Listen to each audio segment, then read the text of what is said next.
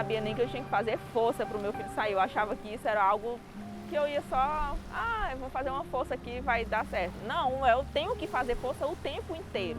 Eu não fui educada para a hora do parto.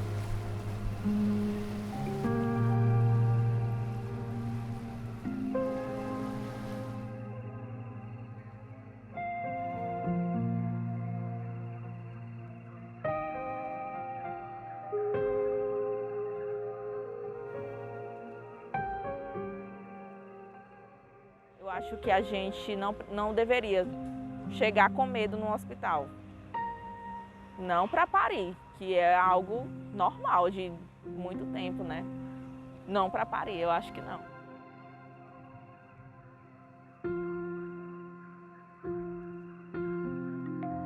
No meu plano de parto, eu deixei claro que se porventura houvesse alguma intervenção, que eu fosse apenas comunicada. Eu tinha uma preferência, que era parir de parto normal.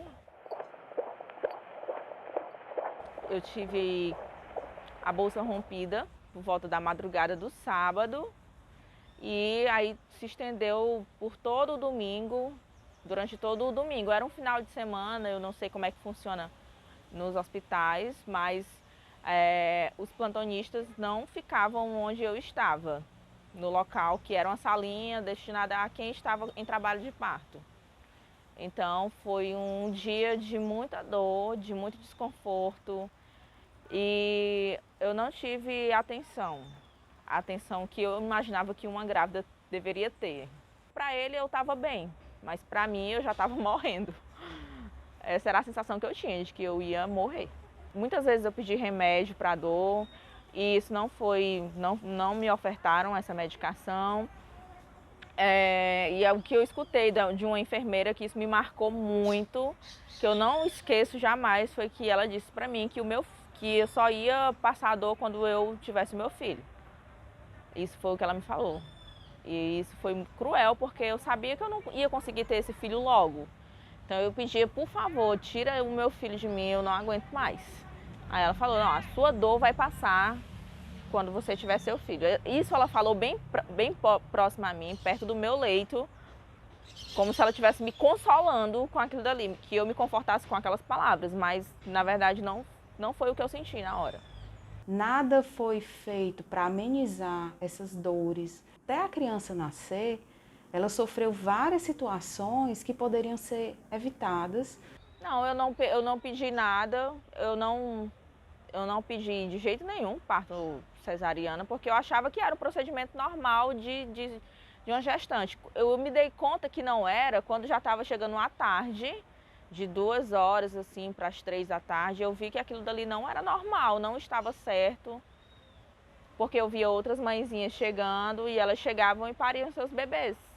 Então, por que que comigo estava sendo tão diferente, tão fora do normal? Ela foi muito perspicaz em entender que aquilo não foi normal. Lavei as mãos e fiquei esperando a hora do meu filho nascer.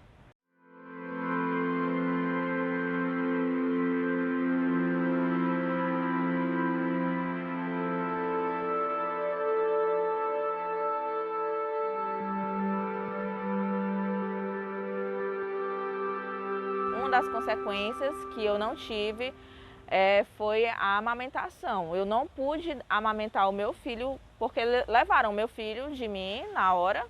Eles me deram um pouco no meu peito, mas foi questão assim de menos de 10 minutos.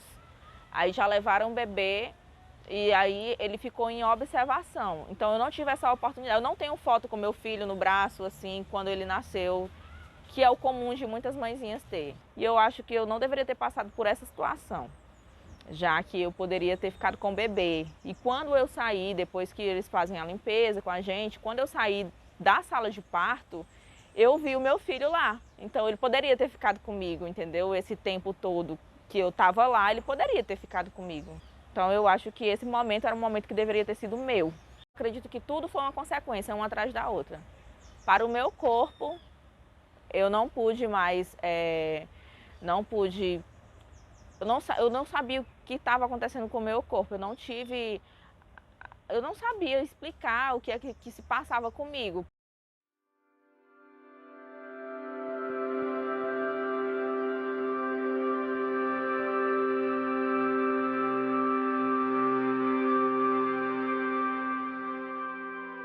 fiz uma cirurgia depois, por volta de 1 ano, devido a um erro médico durante a sutura, que fizeram, né, depois que o bebê nasceu. O médico fez um procedimento incorreto e eu descobri isso com uns 10 meses. 10 meses, a idas e vindas no ginecologista por infecções urinárias constantes. E aí o médico falou que ele fez um procedimento incorreto. Eu tive vida normal a partir desta cirurgia. Eu não sei o que é mais infecção urinária até hoje. E eu pude ter relação sexual com meu esposo, coisa que eu não tinha há 1 ano praticamente. Eu não conseguia.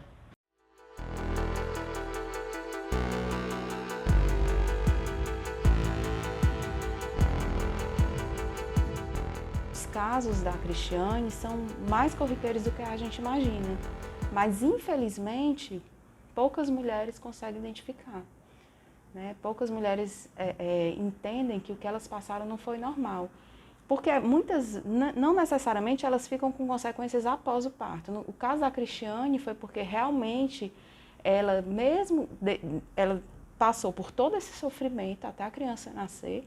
E depois ela continuou com as consequências, né? Ela ficou com várias dores, ela não conseguia manter relações sexuais, porque a incisão que foi feita nela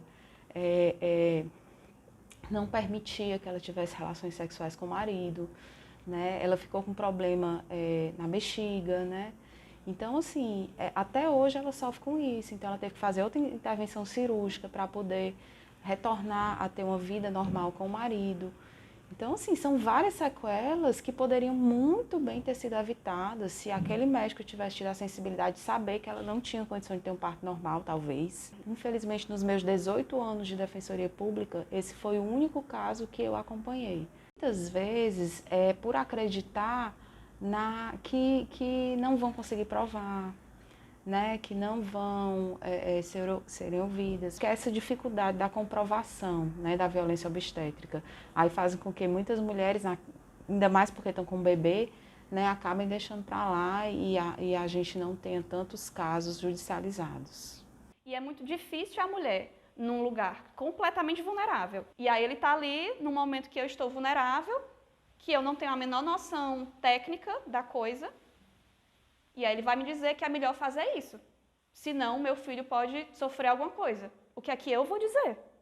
Tudo bem? E no final ainda vou agradecer. E depois, quem sabe, descobrir que aquilo foi uma violência obstétrica ou não. Eu estava ciente do que estava acontecendo comigo, mas uma mulher parindo em dor, ela fica indefesa e eu não tinha como reagir. É uma violência que está passando a ser, tipo, não é nem que romantizada, é uma coisa meio que coberta, né? Você usa o termo, mãezinha, eu vou te dar uma ajudinha, né? Vou só romper sua bolsa aqui rapidinho para ajudar o seu bebê a nascer. Qual é a mulher que naquele momento não vai aceitar essa ajudinha, né?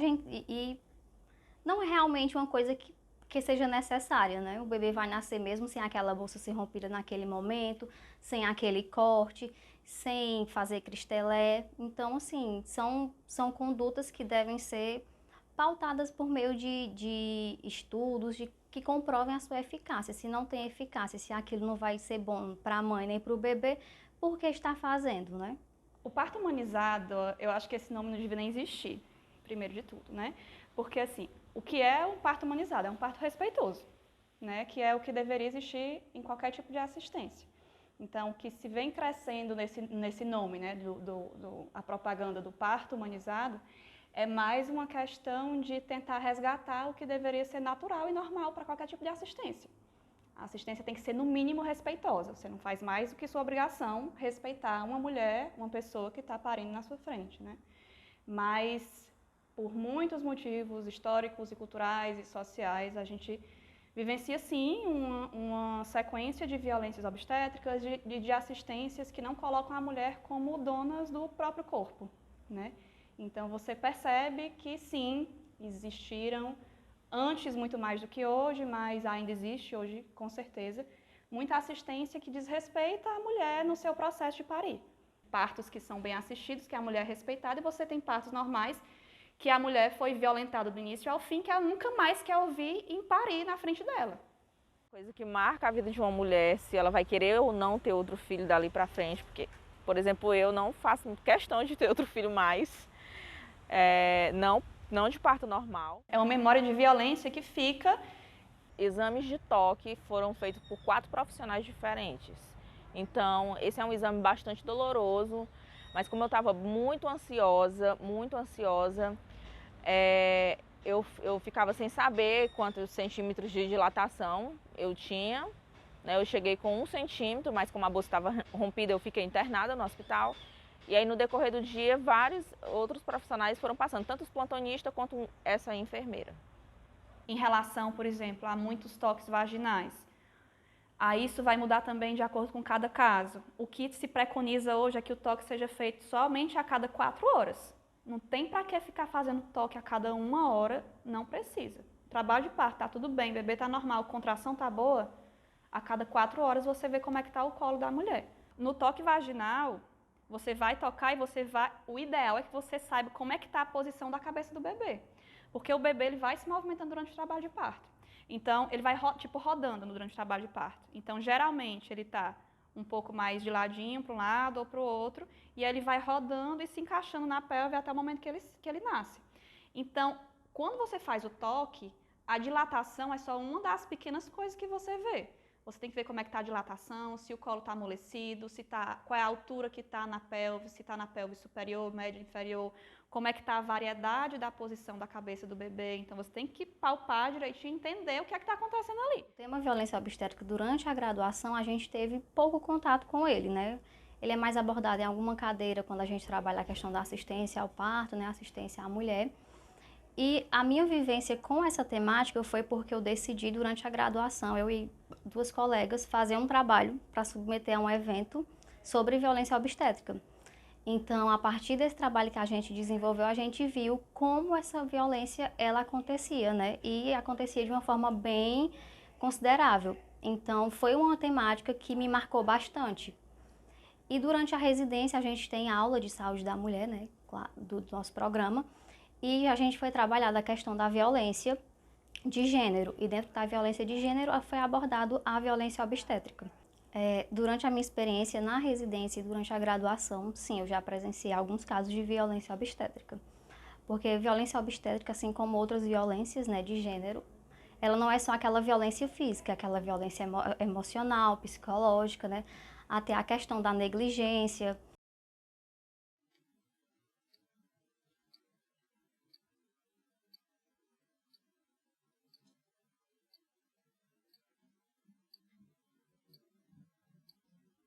A questão da violência obstétrica, eu acho que ela está intimamente ligada com a questão da informação, né, da orientação. Os saberes de antigamente não são mais os saberes de hoje em dia. E isso, principalmente na nossa prática de quem lidar com saúde, né, não é um saber exato. Esses saberes, eles se modificam. E o que a gente vivencia muito é profissionais que foram formados em outros tempos, né, com outros saberes, e continua perpetuando algumas intervenções que hoje em dia a gente não tem nenhum estudo, não tem nada que comprove que aquela intervenção ela seja eficaz para a mulher. Mas muitos profissionais eles se fecham no seu saber, né? No seu saber. Então, eles acham que sabem aquilo e que é aquilo e pronto. Não se abrem para novos conhecimentos, né? Para desmistificar aquelas intervenções, algumas condutas. Eu acredito que é muito isso, da questão da informação que já está um pouco ultrapassada, né? Do conhecimento daquele profissional.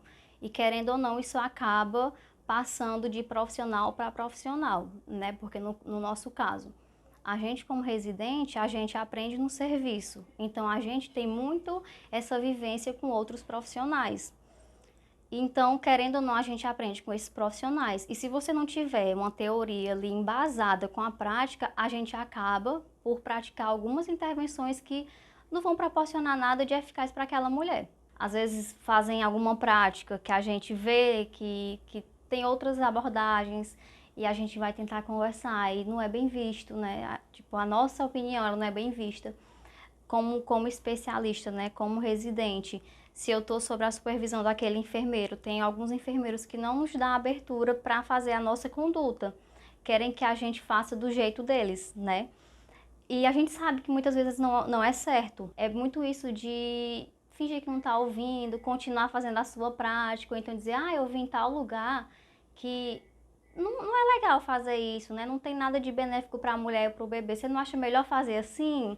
Aí tem uns profissionais que pronto, pode fazer assim, mas tem outros que são mais resistentes. Então tem que ter muito isso de saber conversar, de dizer, de trazer comprovações, né? Que você viu a atualização que é para ser trabalhado assim, e ir nessa conversa. E a questão dos serviços também, né? Tem serviços que não, pra gente que é da enfermagem, eles se fecham mais para abertura ao enfermeiro, né? Mais serviços que são predominantemente de médicos, então às vezes a gente não tem muita abertura. E aí a gente vai tentando conversar para ir ganhando esse espaço, né?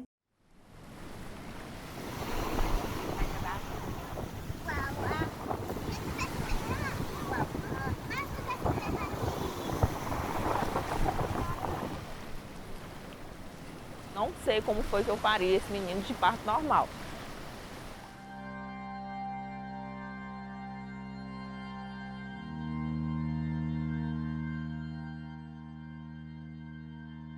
O parto normal, ele tem milhões de benefícios quando você compara com a cesárea, né? Tanto para a mãe quanto para o bebê, né? O processo do bebê passar pelo canal de parto vai fazer com que seja estimulado várias coisas no bebê, e uma delas é o desenvolvimento pulmonar, né? Para que ele respire melhor depois quando passar pelo trajeto do canal de parto. Outra coisa é que ele vai ser colonizado pelas bactérias da mãe e não pelas bactérias do hospital. Quando você passa por uma cesárea, quem recebe o bebê, quem fica com o bebê são os médicos que fizeram a cesárea. Então, o bebê vai entrar em contato com o campo cirúrgico, né? O primeiro contato dele aqui fora vai ser esse. Então, existem bactérias que estão colonizando ali aquele ambiente e tudo mais, e o bebê, as primeiras bactérias que vão entrar em contato com ele aqui fora vão ser essas bactérias. Quando você passa por um parto normal, as primeiras bactérias vão ser as bactérias da mãe, tanto do canal vaginal quanto dela, porque uma boa prática do trabalho de parto, se está tudo bem com o bebê, contato pele a pele. Então, o bebê vai direto para a pele da mãe. E o ideal é que fique por 1 hora, pelo menos, se estiver tudo bem. Não tem essa de, não, vamos ter que pesar. Não existe isso. Boa prática não é tirar o bebê para pesar antes de 1 hora do bebê estar em contato com a mãe. Você vai sangrar muito mais na cesárea, né? O que se estima é que num parto normal você tem uma perda de 500 ml de sangue, e numa cesárea 1,5 litro de sangue, né? 1.500 ml de sangue. Então, é bem maior a perda de sangue numa cesárea do que num parto normal. Tem a questão da cicatriz, da ferida, né? Da cesárea, porque você vai cortando vários planos, o útero vai ser cortado, você tem a cicatrização de todos esses tecidos até quando você está numa cesárea, né? Tem risco de hemorragia maior, tem risco de infecção da ferida cirúrgica, tem vários outros riscos que é uma cirurgia. É importante a gente falar também que cesárea não deve ser demonizada, mas ela também não deve ser colocada como a salvação de tudo que existe no mundo, né? O que a gente, enquanto coletivo Cordão, e eu, enquanto pessoa, enquanto mulher, eu quero levar informação mesmo para as mulheres, para que elas consigam decidir com uma real consciência o que elas estão fazendo, né? Não é para a gente sair nesse extremismo de ou é uma coisa ou é outra. Não é. É a gente tentar encontrar o equilíbrio disso daí e tentar entender até onde eu posso ir numa boa prática de assistência a um parto normal e em que momento eu vou precisar intervir. É orientar as mulheres, fortalecer essas mulheres para que elas saibam dizer que não vão aceitar aquele tipo de conduta, né? Que mesmo sendo um hospital público, que ela tem direitos, né? Que precisam ser resguardados. Então, naquele momento, se ela se sentir realmente prejudicada, sem acompanhante, né, se sentir ali fragilizada, que ela busque realmente os seus direitos, ou na hora que estiver acontecendo, ou depois, né, para que realmente a sequela seja as mínimas possíveis. Então, a gente precisa se informar, se empoderar mesmo, né, entender o que até onde a gente pode ir e entender que a gente pode ir muito longe e que a gente pode e que a gente tem que ter voz. A gente precisa falar, A gente não pode calar mais, né? Porque a gente já calou demais. A mensagem que eu deixo para essas mulheres, né, é que elas busquem orientação, que desde o pré-natal elas sejam curiosas, né? Sejam curiosas para saber como é aquele processo, como elas devem vivenciar aquele processo.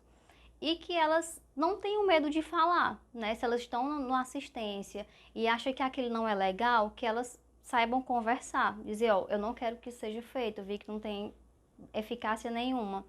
Mas também não sejam tão mente fechada, porque às vezes tem mulher que chega e quer parir normal, mas chega um determinado momento que ali não é mais indicado, né, para aquela mulher. E realmente que seja uma indicação certa, né, uma indicação verdadeira. E tem mulher que às vezes quer relutar com isso, né, e que elas busquem orientação mesmo, para que elas saibam o que é o melhor para ela e para o seu bebê.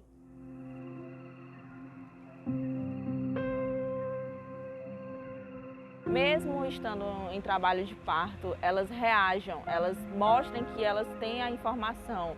Por mais sensível que a gente esteja naquele momento, a gente precisa se impor, se colocar e informar para aqueles profissionais que elas estão ali numa situação delicada, mas que têm conhecimento e que não deixem para trás.